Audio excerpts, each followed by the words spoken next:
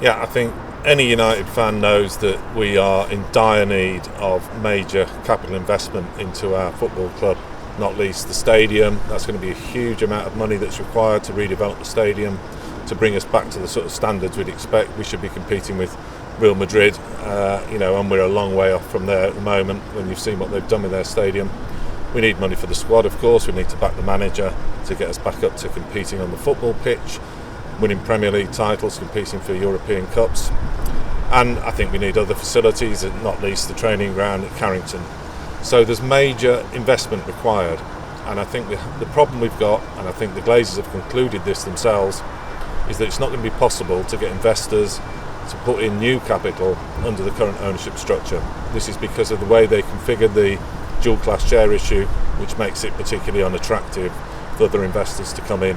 And so I think what that means is, if we're going to progress, and we can't progress until it does happen, we need new owners, we need a new ownership structure, we need owners who are going to want to work with supporters in partnership, are going to value supporters being part of the ownership structure, being part of a transparent relationship where everyone's goals are aligned, working towards success on the pitch, and fans and the whole football club acting like a family towards a common goal.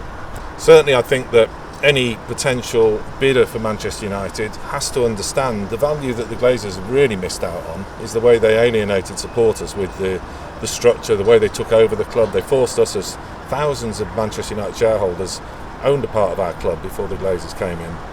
And that was a very valuable thing. Manchester United was floated on the London Stock Exchange in 1991, right at the start of our most successful period in our history, right through the treble and beyond.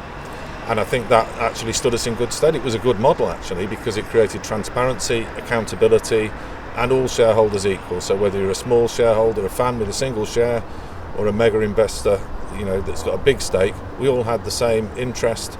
There was a transparency there. We could see what was happening with the money, and nobody was able to exploit the club for their own benefit.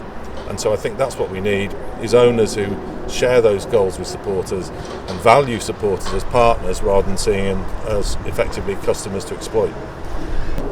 Yeah, certainly it's not easy. There are a limited number of potential suitors, if you like, aren't there? Because if you look at the sovereign wealth funds, most of them are tied up with ownership of other football clubs, and there's a conflict of interest there if they wanted to buy another club. So I think that's a challenge in itself. But I don't think it's about trying to identify which individual owner is right. I think we're talking about whether they have the right objectives for the football club. Do they share the desire for success on the pitch and working with fans, respecting fans, partnering with fans rather than exploiting them? I think those are the key things. But as I say, it's actually greater value to any owner to work with supporters. So I hope that any owner that is considering bidding for Manchester United will understand that. Yeah, I think that is a concern because obviously, there have been, speculation about the valuation, ridiculous numbers. I think that many people now will conclude that, Chelsea, their owners overpaid for them. And if that's setting a benchmark and the Glazers have ambitions to, substantially exceed that, then I think we may have a problem. That will rule out potentially some of the owners that might be more suitable for the club and maybe only valuable to people who are looking to get a return on that investment in the longer term rather than actually serve the football club as a custodian of the club, which is what we all want to see. And I think when you look at the way Chelsea was sold, now of course it was exceptional circumstances. It was due to connection with Putin and that regime. But I think what the government did there was actually something they should be doing for all football clubs.